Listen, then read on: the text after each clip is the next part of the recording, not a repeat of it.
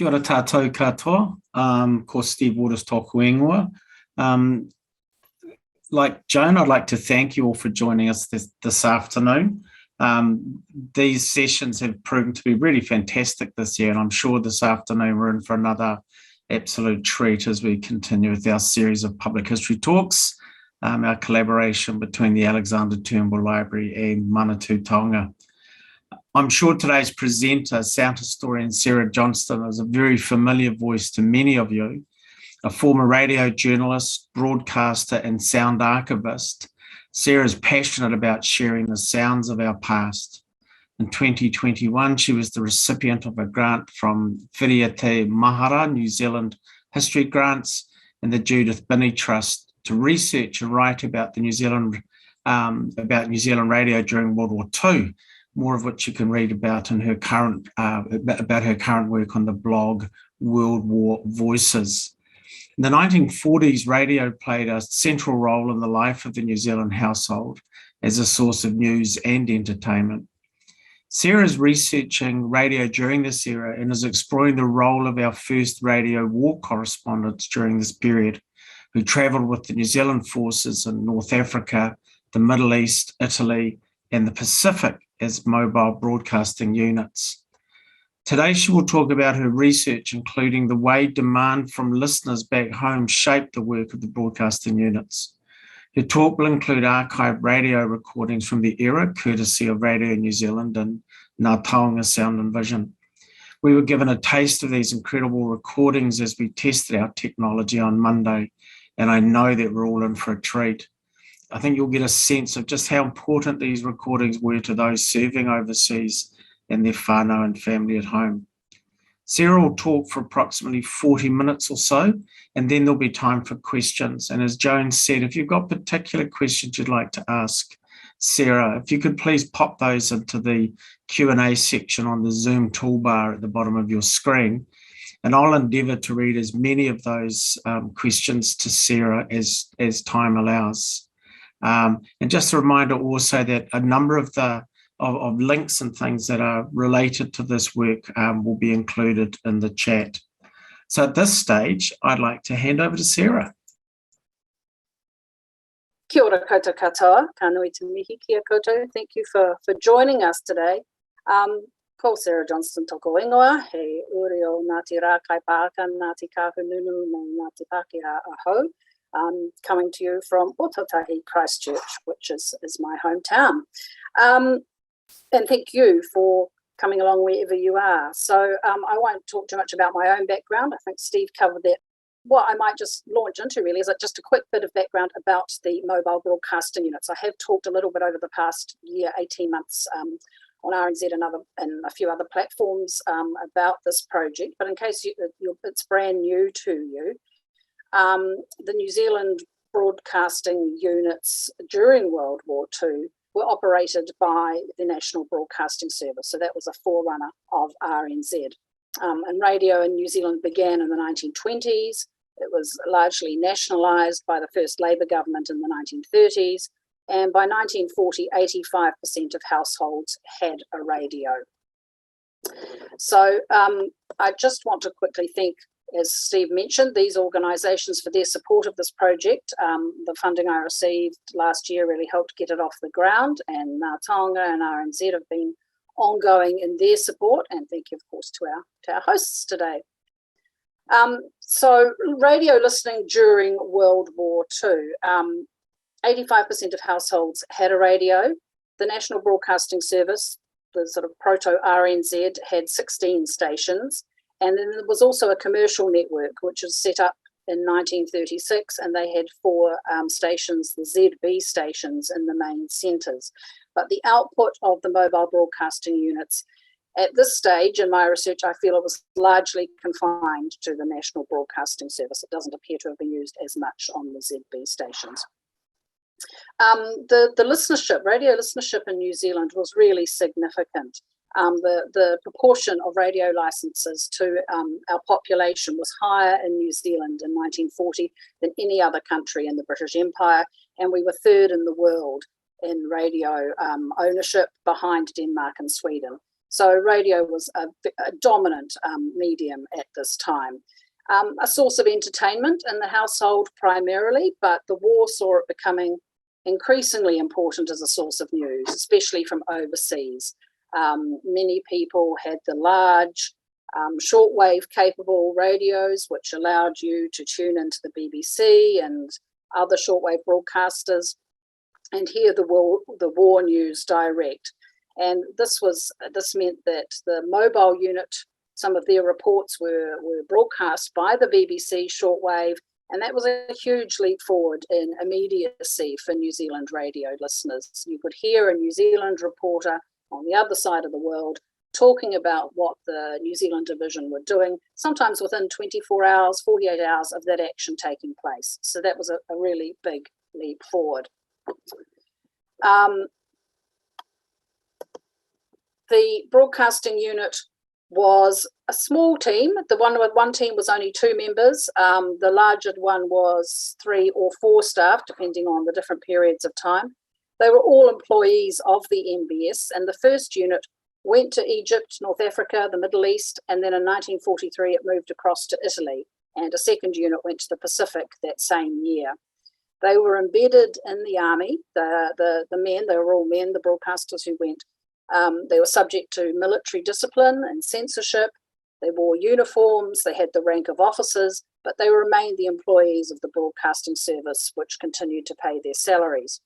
When they went overseas, their position titles were either commentators or engineers. The role of a radio journalist or a reporter really didn't exist. It was the very early days of radio journalism at this point.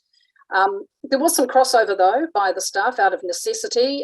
There are some examples of radio engineers doing some on-air work.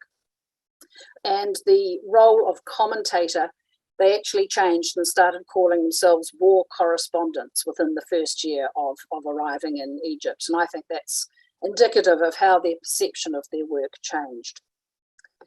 So the first unit sailed from New Zealand in August 1940 with the 3rd echelon of New Zealand forces, and the intention in sending it was very broad. It was to maintain the morale of the troops and the nation by keeping New Zealanders in touch with their men overseas. Those were the words of the director of the National Broadcasting Service, James Shelley, in his proposal to the government to send this unit overseas. They were tasked with making disc recordings of New Zealanders and the activities they were taking part in as their part of the war effort, and those were going to be sent back here for broadcast on radio. So discs were the sound recording medium of the time. After the war in the late 1940s, early 1950s, they were replaced increasingly by magnetic tape. But the broadcasting units were taking this disc recording technology into a new field. Radio broadcasting had never been to war before, and there seems to have been some degree of uncertainty on all sides as exactly how this was going to work. The unit arrived in Mahdi camp on the outskirts of Cairo in Egypt in October 1940, and the men discovered that the military authorities had not been notified, in fact, that they were coming. In fact, the unit's officer in charge, who was engineer Noel Palmer, he recalled the greeting they received from the military authorities at Mahdi was, "Good God, whatever are they going to send us next?" So the New Zealand unit had sailed for Egypt equipped with a specially built 16-foot long recording caravan body. This was built out of kauri by the Petone Railway Workshops, and it was kitted out by NBS engineers. Eventually, it would be mounted on the back of a truck chassis, but the chassis they had ordered from Britain didn't arrive at Mahdi until some 8 months later in July 1941. And eventually when it did, and they mounted the caravan on the back, they found it was a bit too cumbersome and slow for travelling the long distances, and often long distances at speed, which were required to keep up with the New Zealand division once it started moving through North Africa and the Middle East.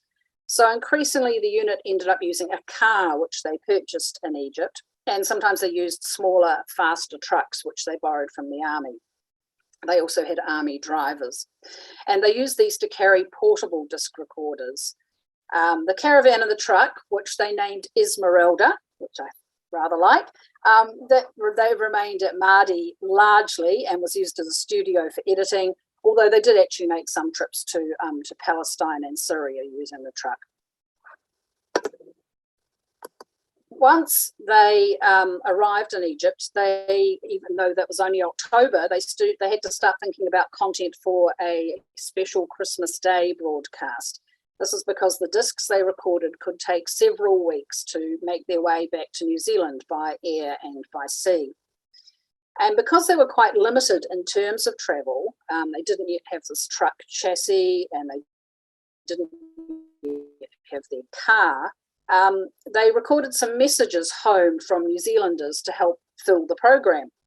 General Bernard Freiberg, the commander of the 2NZF, came to listen to the Christmas program before the discs were sent home. The unit noted how much he disliked publicity generally, but he appeared to be quite pleased with their work, and he agreed to record a Christmas greeting himself for radio listeners. So to give you a feel of their early work, this is the opening of the Christmas 1940 program, and it's introduced by the unit's first commentator-announcer, Doug Lawrenson.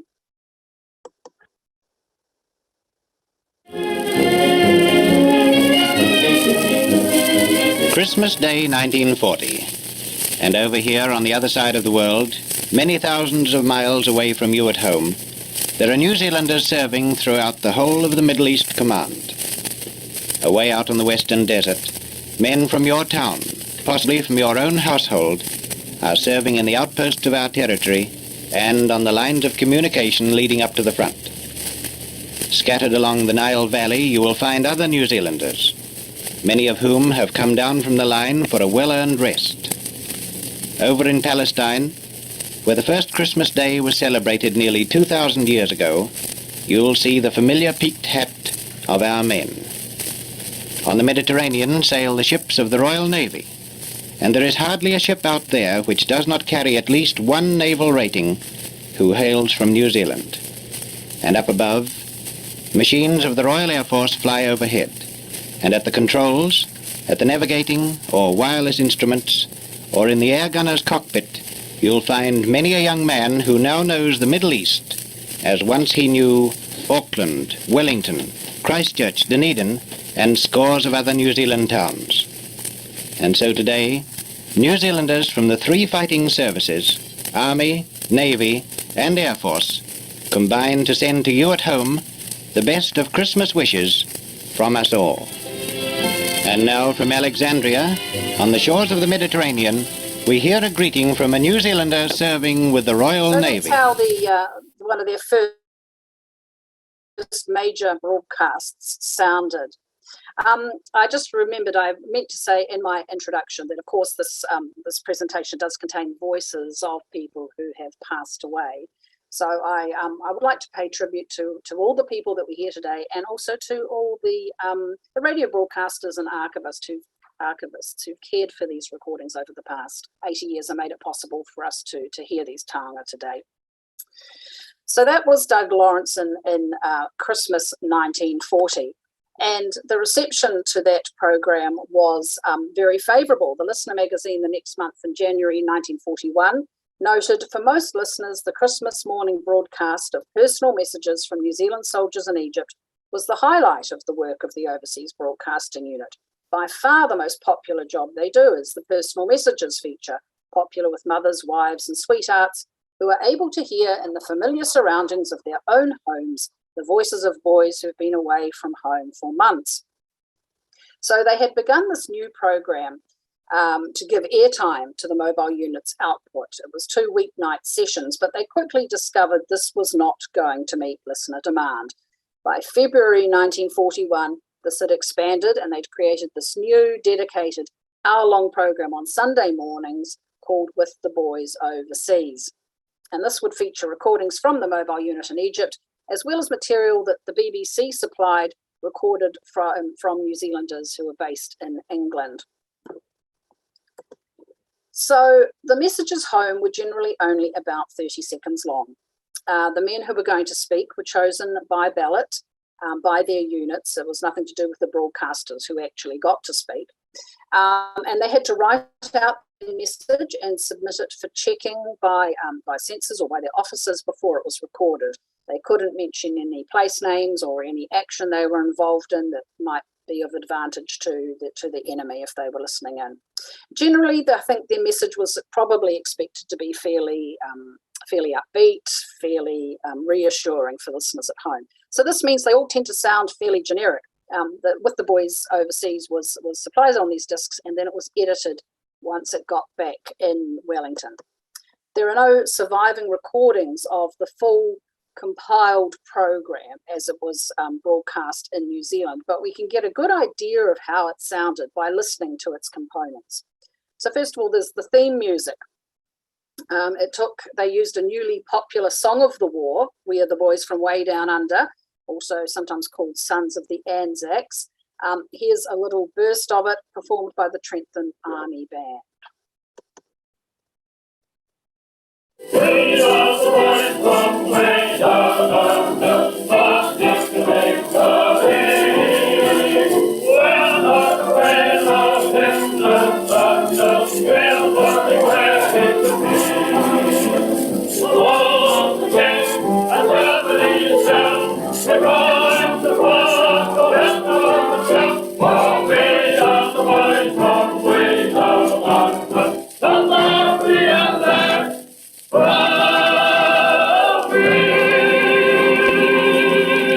That was the theme music, and then initially in the first few programs, the men who recorded a greeting were able to request a song, and then that piece of music would be edited into the program back in Wellington. So here are two typical greetings from that era. These are from November 1940. The men you'll hear introduce their song requests, but we don't actually hear the music. This time, Alan Sutherland of Christchurch has a call and a special request. Well, this is a message from Egypt to Mum and Dad at 25 Peel Street, St Andrew's Square, Christchurch. You have been writing a lot about green peas and new potatoes in prime Canterbury, and it wouldn't be a bad idea if you're able to send the lads over here a few samples, as we have almost forgotten what lamb and mint sauce tastes like.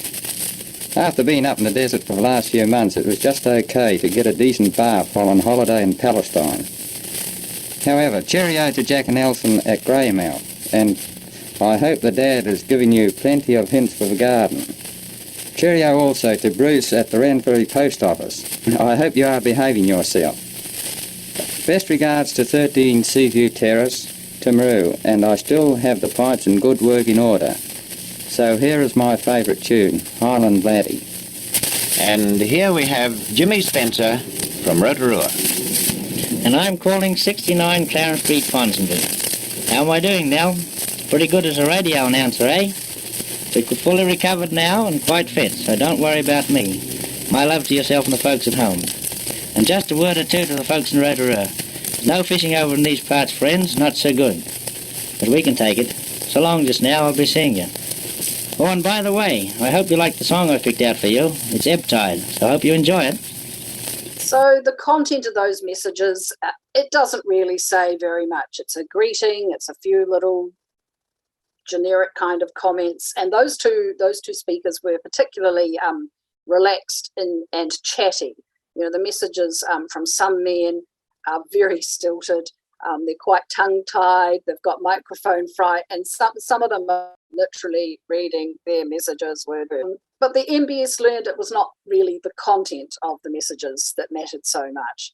It could take several weeks for a disc to arrive in Wellington, as I said, and one of the first tasks that they had to do in Wellington was to check the list of the names of the men who'd been recorded against the lists of men who had been killed or were missing in action at Army headquarters.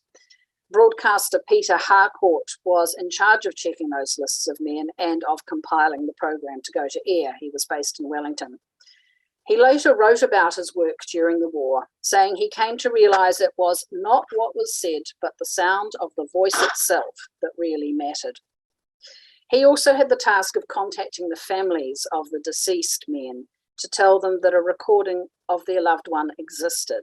It would, in most cases, it would not be played on air, but the family were invited to come and listen to it in private at their local radio station. And dealing with so many grief-stricken families took quite an emotional toll on him. His story was powerfully told by his daughter, the actor and filmmaker Miranda Harcourt, in her 1996 short film Voiceover. And you can watch that on NZ On Screen. I'll share the link with that later on.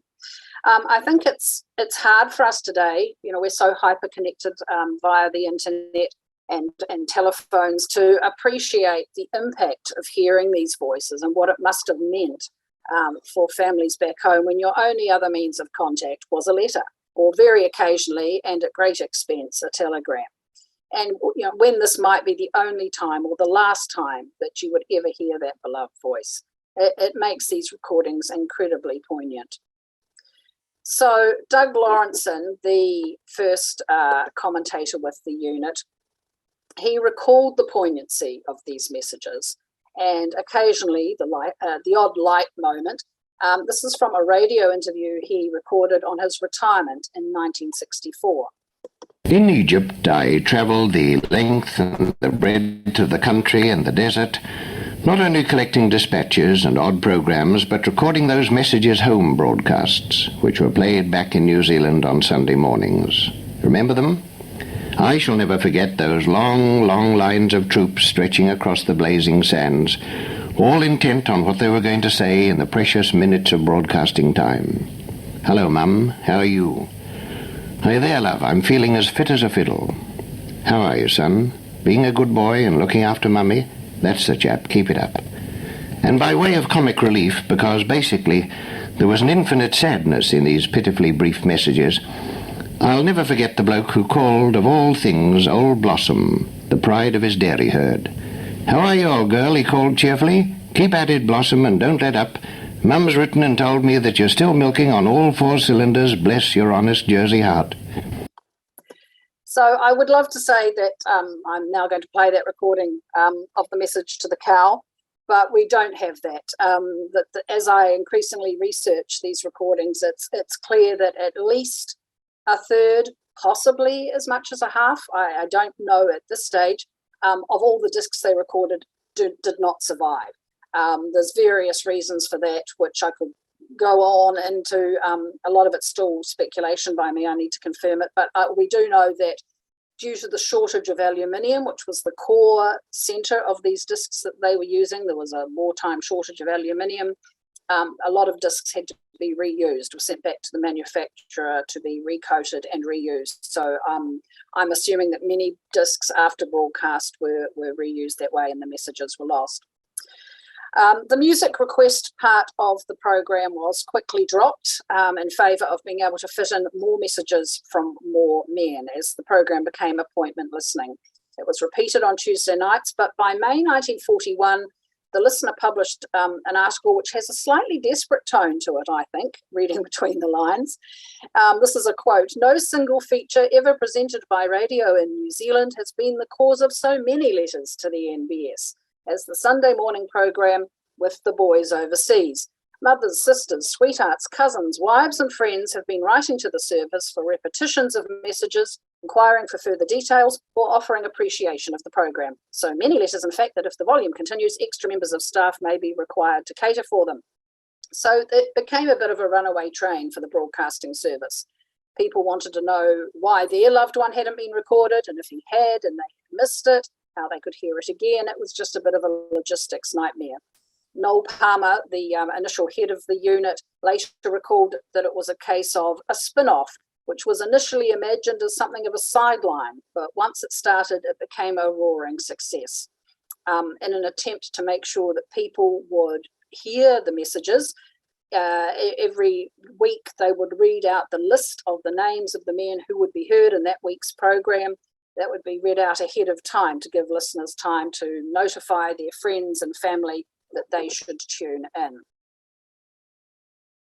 The public demand meant that the unit's broadcasters had to split their work. One person focused on recording messages to keep up this continual flow of discs back to New Zealand, while another tried to cover the activities of the New Zealand division.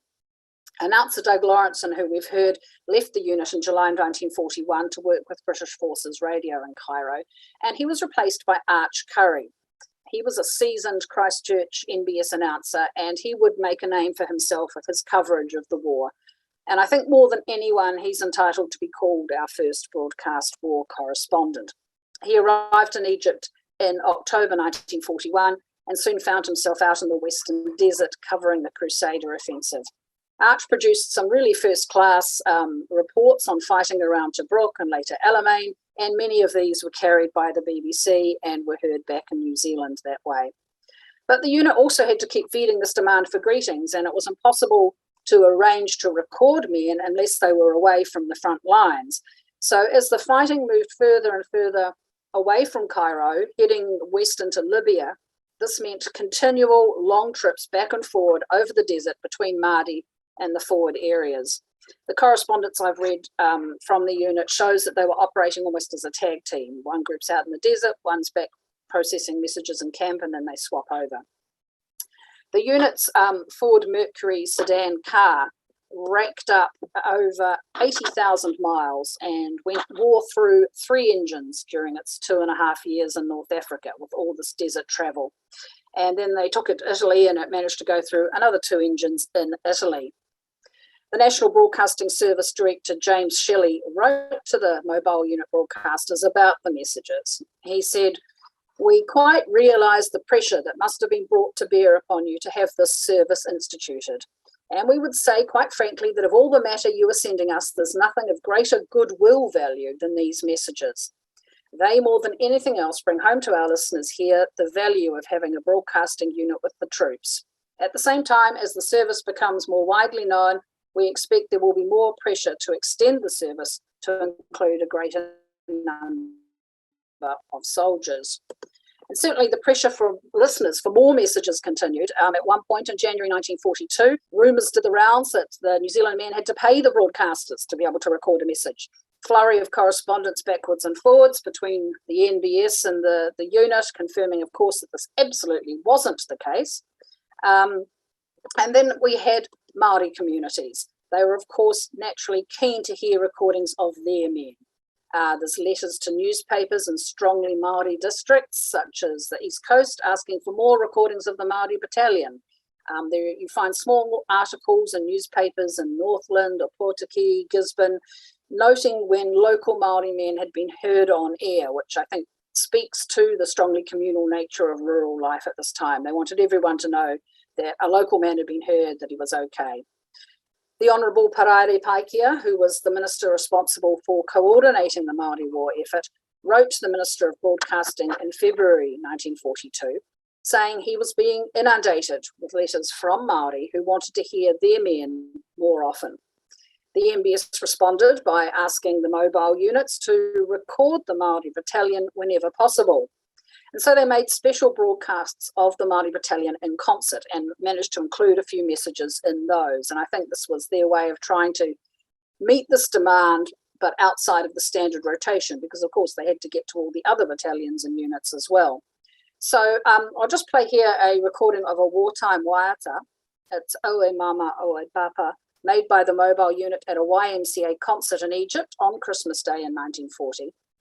The main body of the Māori Battalion was still in England at this time, so these performers were most likely an advance party, or perhaps they are Māori men who were serving in other units and were already in Egypt. Just please note too that the men in this photo are not the men we hear in the recording. There is no photo, unfortunately, that ideally matches the audio. Away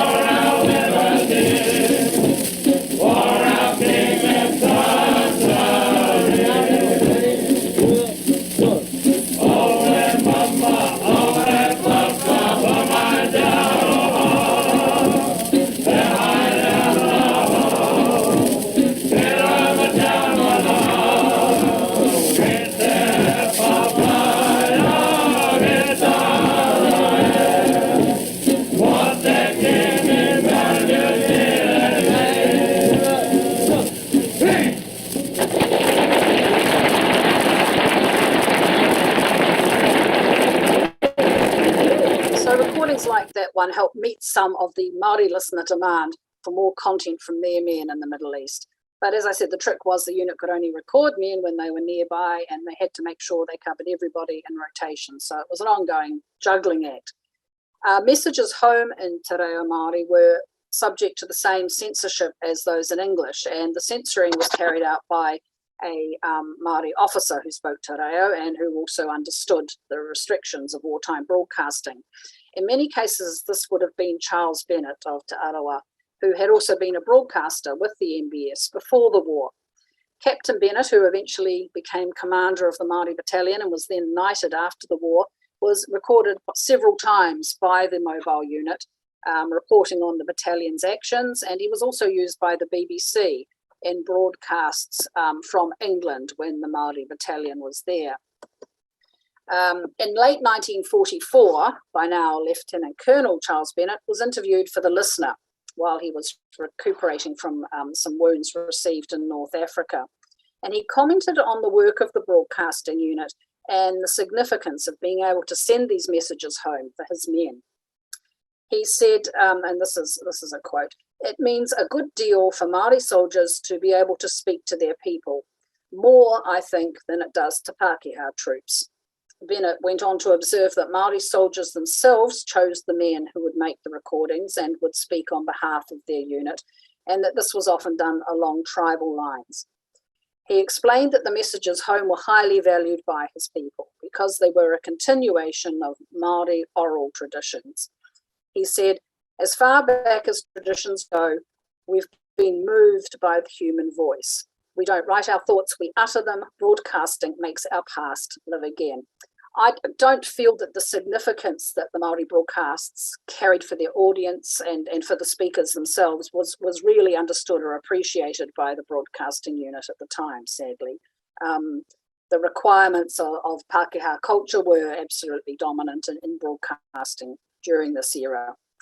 So here's a part of one of Charles Bennett's own messages home from January 1942, and rather than a personal greeting to his whānau, he addresses to Apirana Ngata and Ngāti Porou and offers them condolences on the loss of C Company officers who had died fighting in Libya late in 1941. E api, tēnā koe ia Ngāti Porou. Ko atu te aroha me te tangi kia Ngāti Porou Luitonu. Ka hore taia te kōrero te toa me te manawa nui o a koutou tamariki mokopuna. Kōrera wai wehi, kōrera wai hoki whakamuri. Ngā mea i hinga whakamua. Te hinga rangatira, te hinga ao tātou tūpuna. Te aroha, ngā tangi, kei ngā pouaru, kei ngā pani. Haere pare, haere kōrua ko John Green, me tā kōrua whānau. Ka hore he aroha I nui atu I tēnā, kia tuku koutou ia koutou kia mata, mō te iwi, mō te ao. Haere ki te atua. So recordings like that one of the Māori Battalion were actually my introduction to the World War II mobile unit collection. This is back in 2012. I just started working for the RNZ Sound Archives, and we were helping the Ministry for Culture and Heritage and Dr. Monty Suter identify content for the Māori Battalion website. Almost all of the broadcasting unit's recordings of the battalion are available to listen to on the website. If you go to the media library, you can hear that one by Charles Bennett in full and many others. It's a fantastic resource. So we'll be sending a link to that in the chat. Positive response from the public, perhaps the overwhelmingly positive response from the public to the material the Middle East unit was producing, meant in March 1943, the Minister of Broadcasting announced a second unit would be sent into the Pacific with the New Zealand 3rd Division. So this was the smaller team. They'd learnt from the Middle East experience. It was much better to travel light, so just 2 men went. Vivian Spencer was the commentator / correspondent, and Don Cameron was the engineer, and they took portable Presto disc recorders with them. Recording very much similar material as the Middle East unit, They were based in New Caledonia. They travelled widely through the Western Pacific, lugging this heavy equipment through the Solomon Islands up to places like Bougainville, Buka, Nissan Island, which was part of New Guinea, wherever New Zealanders were fighting. They even recorded New Zealand troops in Fiji, and then actually recorded some of the Fiji Battalion in the Solomon Islands and sent that back for broadcasting in Suva. With the 2 mobile units now sending discs back, the MBS added further airtime to this output. There was another edition of With the Boys Overseas dedicated to Pacific messengers. And for about a year at its height, the mobile units were filling somewhere between 6 and 8 hours a week of airtime, although some of it was those repeat broadcasts on Tuesday nights. And the MBS, of course, by now had realised that hearing the voices of the men themselves was what was of prime importance to their audience. And they made a conscious effort to get the Pacific unit as far forward to the men who were doing the fighting as far as it was safe to do so. Don Cameron and Viv Spencer travelled in barges around the remote Treasury Islands in the Solomon Islands in October and November 1943, and that was while the territory was still being secured from Japanese forces. Here's just a quick example of 2 messages from the Pacific, just to show that pretty much the messages are of a very similar sort of flavour.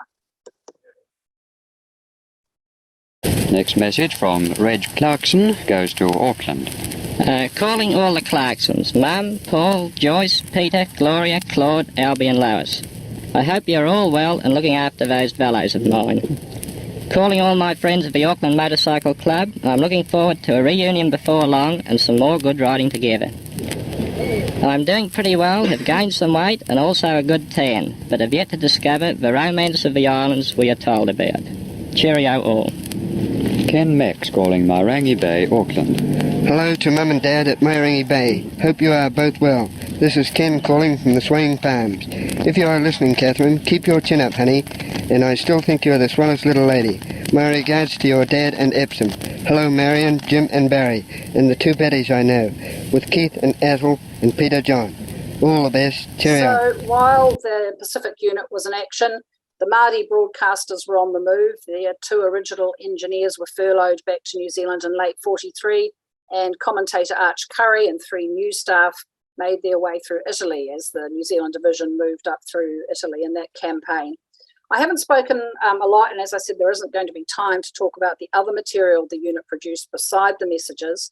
But yes, it can be divided really into kind of 3 categories, I feel.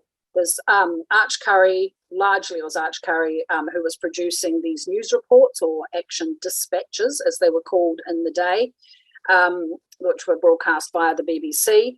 There were the interviews with service personnel about their role in the war, and this was everybody from officers, generals, through to guys who were working in the Army Postal Service or working in the kitchens. And it included a few nurses. We do get to hear a few women, not many, but it was very much with the boys overseas. And then there was also coverage of non-conflict events, such as the concerts, the sport matches, medal parades and other social occasions. And they're all fields for further research, and I'll be exploring them as the project is ongoing. So to finish up, I just wanted to talk about how listening to With the Boys Overseas became such a well-known feature of wartime radio. And I think it can be illustrated by the program making its way into advertising. I'm talking about here an advertisement from the Listener from 1944. The advertisement is for Victory Loans, which were a government war bond. And the drawing depicts 2 older parents, mum's with her knitting, dad's got his pipe, they've got one of these fabulous mantelpiece radio sets between them, and they're listening to their boy sending a greeting over the wireless. The copy reads, "That's your boy talking, your boy. Hello, mum. Hello, dad," he says, with all the love in the world, and the proud, cheery greeting, just for a moment, obliterates time and distance and stills troubling fear. So I think this is evidence of how With the Boys Overseas, those repetitive messages, repetitive though they may have been, really worked their way into the national consciousness. Journalist Alan Mulgan, who was the Broadcasting Service Director of Talks during the war, he called the messages home our most personal, intimate service. So Ngā Taonga Sound and Vision are digitising the 1,600 surviving discs that the mobile units recorded. Many of them can be listened to already online. If you want to hear more, you can head to Ngā Taonga's website. We've got a link to that coming through. There's also my blog where I just write about aspects of this project and interesting recordings that I come across and some context around them. And that pretty much wraps things up. So I'm happy to take any questions. Kia ora. Oh, kia ora, Sarah. That was absolutely fantastic. Absolutely fantastic. And I just looking at some of the comments in the chat, you know, there's a lot of people talking about how moved they were to hear those voices from the past, and just what an incredible project. And I think clearly the making for another talk there. So no doubt we'll be in touch again. But yes, so as Sarah said, now we've got time for some questions. And just looking in the Q&A at the moment, I've got one here from Troy who said, I'm sure you've listened to countless recordings. Do you have a personal favourite that stands out from the crowd? It's a tough one. It is a tough one. I mean, I think, just referring back to what you're saying about how poignant those recordings are. If anyone's in Auckland at the moment at the Navy Museum, they've got a display featuring the recordings that the mobile unit made in Alexandria of the New Zealand men who were serving on board a Royal Navy vessel, the HMS Neptune, and they were recorded by the unit literally a month before they were hit mines and sunk and were all killed. And those are incredibly poignant because the messages are all like the ones we heard today. They're all upbeat. They're all, we're going great, we'll soon be home. And, with hindsight, it's just, unbearably poignant to listen to those. But otherwise, I really enjoy listening to the language that the men use. I mean, there's so many Cheerios. Cheerio is used all the time. It doesn't just mean goodbye. It means hello, how are you? It's a bit like kia ora. It's one of these kind of multi-purpose greetings, and I find that really interesting. That's a really interesting aspect, just the language change. Yeah. Fantastic. And when I was listening to you talk about the recordings with the Māori Battalion, I just thought I'd quickly mention that today, Robert Bomb Gillies, who's the last surviving member, 97-year-old of the Māori Battalion, was, I think, will have already have received his knighthood this morning. I know that there was a luncheon for him and there's a reception tonight. And he was only willing to accept that knighthood on the basis that it was basically being awarded to the entire battalion. So quite a nice little bit of a nice segue there with the fact that as long ago as it seems, we still have those connections with those moments from our past. I've got a technical question here from Emma Jean, who's asking, what were they using for pop socks back then? And I must admit, I don't even know what a pop sock is, so this could be a good learning experience for all of us. Well, in some of the photos, I mean, I could share my screen again because I'm looking at the equivalent of a pop sock right now, and it's a fascinating one. Let me just quickly try and share my screen again here.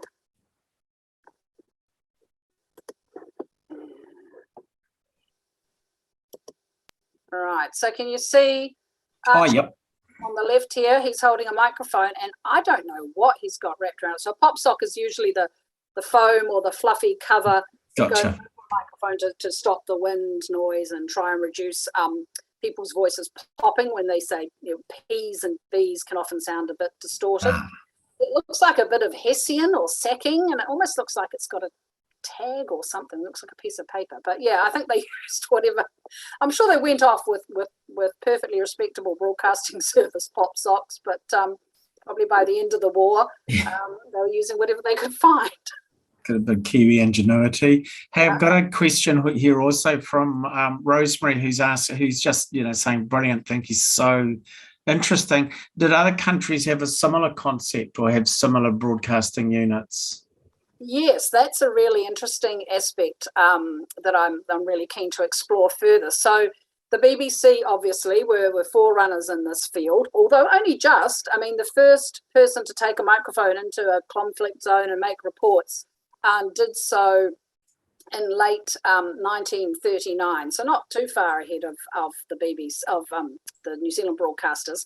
When they got to Egypt, the BBC was there already, and they met up with he was already a bit of a legend, and they seemed quite starstruck. They met up with Richard Dimbleby, who was the famous BBC war correspondent, and then the Australians arrived with their unit as well, and they all formed an Empire Broadcasting Coordinating Committee, because they felt that they could, that way they'd have a bit more clout with the military authorities when it came to getting permission to move forward with the forces or record various events. So that's something I'm really keen to explore.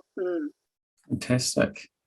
So I'm just going through the Q&A. It seems to be there was a lot of love for the camouflaged. I'm just trying to remember the name of the vehicle. That was quite a classic photo. And I love that idea of the kind of way in which we're sort of carting things around on the back of a truck and all the rest of it. What was the model of the car again? I'm just trying to find. It was a Ford Mercury sedan. A Ford Mercury, that's right. Which was purchased at great expense. It was second-hand, and apparently cars were very difficult to get hold of in Egypt because of the war. But they once they finally got permission from Wellington to make this purchase, they eventually got hold of it, and they thrashed it, the poor vehicle. By the end of the war, I think in Italy it had gone through 5 engines. But yes, that camouflage in the desert, I've only just discovered that photograph. That was uploaded to Online Cenotaph, which is a fantastic resource, Auckland War Memorial Museum, give them a shout out.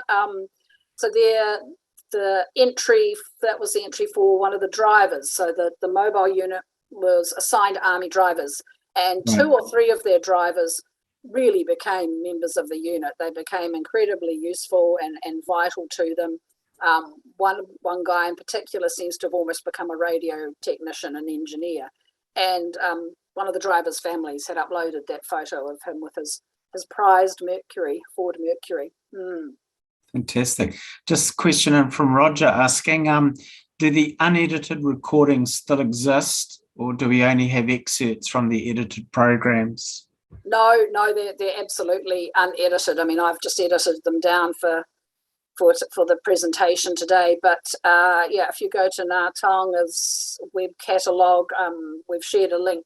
I created a link to recordings that have online content already, and more's being uploaded as they get digitized. Right. You can listen to those, and they are. I mean, occasionally you will hear the broadcaster at the start, and there's some recordings that are obviously not for on air. They're just sending messages. The broadcasters themselves have made recordings sending messages back to Wellington about technical issues they're having, and did you get our telegram? We need new batteries, pop socks, whatever. So there's a lot of other stuff besides what actually made it on air in New Zealand. And Joan was just asking, were there any moving images or moving image recordings done as well, or just sound?